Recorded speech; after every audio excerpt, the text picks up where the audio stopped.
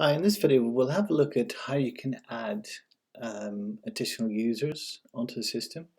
So we click up here and we go into system settings. Once again, if you don't have access to this, contact the person who set up the app. So within this we have users and user types. So let's add in a new user.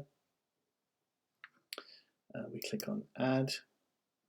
We enter in their name, we put in their email address, we say what type of user, so we select the profile, and this will determine what features they can access within the app.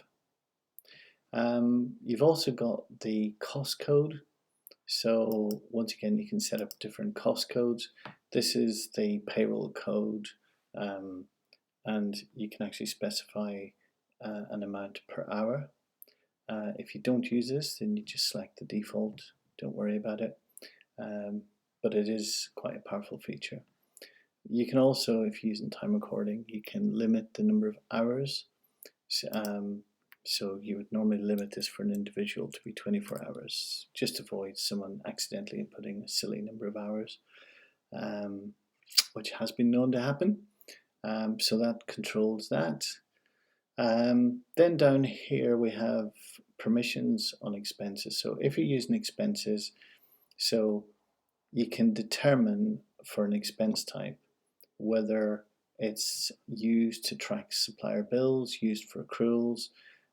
Does this individual have a company card? If they don't, then you can just disable that. But the easiest thing to make sure is just that the individual, that this one setting here is enabled. Okay, so this is all about advanced use of expenses to record accruals, supplier bills, company card payments, or individual expenses.